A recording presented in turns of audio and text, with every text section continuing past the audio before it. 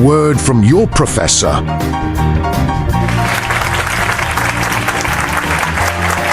Hello everyone, this is your professor. I just wanted to drop in and say hello and give you an idea of the person behind the class. Online classes a lot of times can seem like a nameless, faceless computer that you're interacting with, and I like to try to counter that by being a real person and making myself available to you, and I like to keep the communication lines open. So say hi sometime, establish a connection. I also would like to tell you a little bit about the class and maybe make some more sense of it, since it's a little bit different from what you might have been expecting in 101. About 3 years ago, I started noticing, like everyone, the AI was becoming more and more of a presence. And as a teacher of writing, as you might imagine, I was interested and a bit afraid and intimidated and all the things. Also excited. But I was like, this is going to change my job forever. And so, a lot of people, especially, I'm 54 years old, so a lot of people my age tend to go, oh, forget it. Ban AI. We don't want AI. Keep AI out of the classroom, and to resist and all that. But I sort of feel like I don't have that luxury. I knew that AI was going to make its presence known in my classes, whether I liked it or not, and that it would be foolish and naive to just say, don't use it. And so I decided to, what you might say, lean into it, and built this class around using AI as ethically and responsibly as possible. So that's why this class came about. I'm not a tech person, so if you're not a tech person, don't worry. This is not a technical class. We don't approach AI from a tech position, but rather as thinking human beings who have something to say through writing that we want to say better. And this class focuses on using AI as an assistant, a collaborator, to help you get that done. Not cheating and letting AI do your writing for you. It's not that good at writing, by the way. It's pretty empty usually and sort of vague in general. But as a collaborator, as you'll see through certain activities and exercises in the class, to work with you, to help you to help you as a human say what you have to say in a way you want to say it, to get things you want out of life. So as a collaborator and as an assistant as you write, and that's what I was thinking when I built this AI-focused English 101 class. Of course, you'll notice I built the class around the problems of AI. The reason that is because I think that as humans, one of the ways we build meaning in life is through solving problems, and AI presents us with a set of problems. Many problems, actually, some of which we're covering in the class. And so I thought, what better way to foster critical thinking and thinking in general than to have us examine some of the problems associated with AI, using AI along the way in responsible and ethical ways as we talk about those problems and look for solutions. I believe that when we solve one problem, we end up getting some solutions and answers, yes, but we also uncover other problems that need solving, which bring us to more answers and solutions. And I believe that process just goes on and on endlessly. So we look at those problems throughout the semester. We learn a little bit about them. And at some point, you will choose one of those problems to really zoom in on, to focus on. And then you'll look at different aspects of that problem, and you'll choose one of those aspects to try to solve by writing a proposal at the end of the semester where you propose a solution to that problem and defend it by talking about why that solution would work. So everything you do in this class is aimed toward that proposal at the end of the semester, that major project that's worth 40% of your grade, where you are trying to solve one of the problems associated with the spread of AI. And that is the whole point of the class. So keep in mind as you work this semester that everything we do is headed toward that proposal.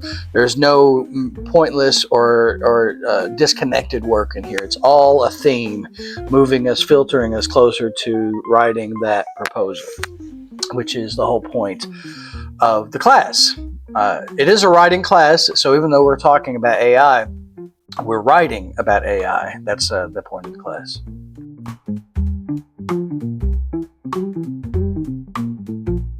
Now let's talk about some practical things about how the class works. First of all, in the first half of the semester, you'll notice that all of the assignments and activities you do are what we call formative, which means they're not designed to test how much you've memorized or how much you've learned or how you can perform, but rather they're designed to help you think about the material, to engage with the material, to grow as a learner and as a thinker and as a writer. And so they're not about right and wrong answers so much as they're just trying to get you to think. I'm inclined to give you a full credit on any of those assignments for the first half of the semester, as long as I can understand what you're saying and you're on topic, of what we're trying to cover. And anytime that you lose points on one of those assignments, I will always tell you why and give you a chance to redo it. Now, when we get to the second half of the semester, when we have things like the annotated bibliography and the proposal and the reflective writing assignment, those are what we call summative, which means at that point I'm grading more objectively. I'm looking for right and wrong answers. I'm looking for grammar and punctuation and spelling more closely. I'm looking for you to follow the requirements of the formatting of those assignments. So as the semester goes, we move closer and closer to that proposal, and we also, in the second half, get down to more objective, what we call summative assignments, which are trying to sum up what you've learned or what you can do, what skills you've practiced, and that sort of thing. Let's talk about Blackboard for a second. Now, I designed Blackboard in a very specific way, and that is to guide you through the class. So don't just randomly choose things on Blackboard. It's not just randomly put on there. Here is the key. Are you ready for the secret to Blackboard in this class? Start at the top and work your way down. And that's for the whole class, because you got to start at the top with start here, and then module 1 and module 2, module 3, like that. Notice they're in order. They're all connected to lead you to that proposal, right? So the way this class works, you start at the top. So you open module 1 and you go to the first thing in module 1. And when you open that thing, there's an order to that. Then you go to the next thing in module 1 and you go in that order. Then you go to the next thing in module 1, you go in that order. And once you've done all of that, then you move on to module 2 and you open that and you go from the top down. And then you open the next thing in module 2 and you go from the top down. So if you find yourself guessing what you're supposed to be doing, you're doing it wrong. There's no guesswork required. I try to make it extremely obvious when you're supposed to do what in the class. Now let's talk about the textbook for a moment. So, like I said, I've been teaching this AI-focused class for 3 years now, pretty much. And a publisher came along at some point and was like, hey, would you like to put all that in the book? And I was like, well, yes, I would, but I don't want to just do my class in a book. I want to do something different. I want to make it worth your while. I'm already teaching the class, so why have a book that repeats exactly what's in the class? So I decided to write a book that's not a usual textbook. I put a lot of work and time into it. Now, I'm not saying that makes it good. You have to decide that. I don't know about the quality. Obviously, I tried to put quality into it by writing it, but that's not a brag. It's just a fact. I put a lot of time. It's a labor of love, this book. And there's a lot of creative nonfiction in there, which is me writing as a person, not as a textbook author. I'm very much present in the book. And as you'll see when you read the first part, if you haven't started yet, that's intentional because I want to separate my humanness and my human writing from AI writing and thinking, such as it is. So I very much on purpose tried to make this a very human book. So you will hear my voice pretty clearly. And I hope it's a lesson in how you can use AI as a writing assistant, which I did in the writing of this book. I didn't have it write anything for me, certainly not. But I had it help me in ways like you're going to be doing in this class. And yet I maintained my humanity. You can hear my humanity come through in the book, or at least I hope you can. That's the idea. Now, it's 400 pages, but you don't have to read all those. That's why you got to pay attention to what's on Blackboard, because it tells you exactly what you have to read and when. You're only going to read some of the guidebook, you're going to read the first 3 chapters completely, and then you're going to skip to the workbook, and you won't even read all of it. So don't worry, you do not have to read the entire book, and you do not have to do all of the assignments in it.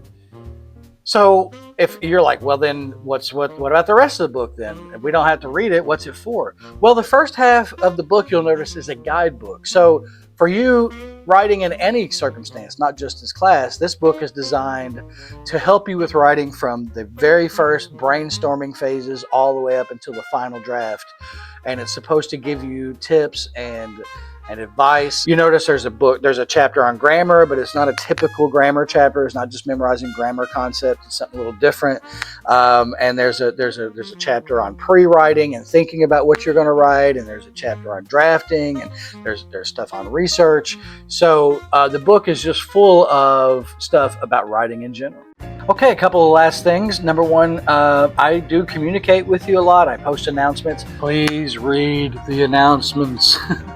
I get questions sometimes about things that were actually very explicitly spelled out in Blackboard, including in the announcements. So I try to be very communicative with you and give you all the information. And I'm a writer, and this is a writing class. So part of learning to be a better writer is reading a lot. And so I do give you things to read. And I hope that you will read those. You really should. That's one of the best ways to be successful in this class. So make sure you read everything I post, all the announcements I post and things like that. Always reach out to me at any time. I like communicating with my students, and you're never bothering me. People tend to start their messages with sorry to bother you, but you aren't bothering me. I actually am very lucky in that I like my job, and I love my students, and I love communicating, and I want you to succeed. And I want you to know that there's a real person on the other end of the computer, not just a nameless, faceless being that you have to submit your work to. This is a person, and I like hearing from you, and I don't mind responding. So reach out at any time for anything, okay? And let me know if you have questions or concerns, and I'm glad you're here, and I look forward to a great rest of the semester. Thank you. Have a great day.